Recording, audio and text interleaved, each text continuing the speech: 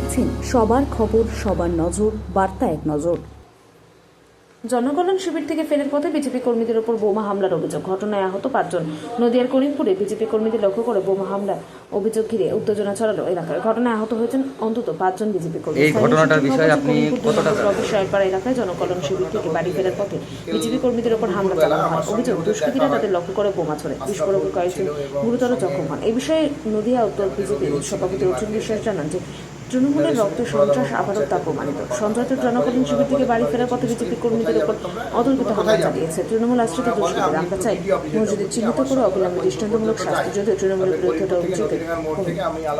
এই ঘটনাটার বিষয়ে আপনি কতটা জানেন? এই ঘটনাটা বলতে গেলে বিকেল তখন দুপুরবেলা আমার সঙ্গে ওদের দেখা হয়। আশরাফুল ছিল এবং সঙ্গে যে আমাদের রবিউল ছিল, যিনি মার খেয়েছেন, ওনাদের সঙ্গে ধরাধাম পঞ্চায়েতের ভিতরে আমার কথা হয়। তারপরে ওনারা বলে, ওনাদেরকে জিজ্ঞেস করি আপনি কোথায় যাবেন, তোমরা কোথায় যাবে? তখন ওনারা বলে আমি একটু বিডিও অফিসে যাবো। দিয়ে আমার সঙ্গে ওরা করিমপুর পর্যন্ত যায়। তারপরে করিমপুর থেকে নদীডাঙ্গার মোড় থেকে আমি আলাদা হয়ে যাই, ওরা বিডিও অফিস চলে যায়।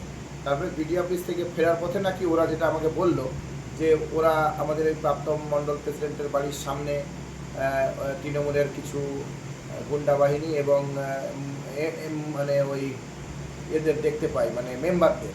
তখন ওরা বলে তোমরা যে পাড়ায় গিয়ে বলো আমরা তৃণমূল করি, তাহলে বিজেপির বাড়িতে তোমরা কেন এসেছো?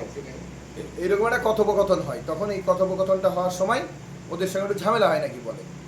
তারপরে সেই ঝামেলাটা হওয়ার পর ওরা বাড়ি চলে যায় যথারীতি। বাড়ি যাওয়ার পর ওরা বাড়িতে ওদের যে গ্রাম সাহেবপাড়া ময়নাতলা পাড়া বলছে, সেখানে ওরা গিয়ে বসে। তখন নাকি তৃণমূলের গুন্ডা বাহিনী এবং মেম্বাররা নাকি বোমবাজি করে।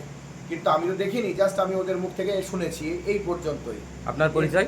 আমার পরিচয়, আমি সৌমিত্র ঘোষ, ভারতীয় জনতা পার্টির করিমপুর 77 বিধানসভার মণ্ডল 1-এর মণ্ডল প্রেসিডেন্ট।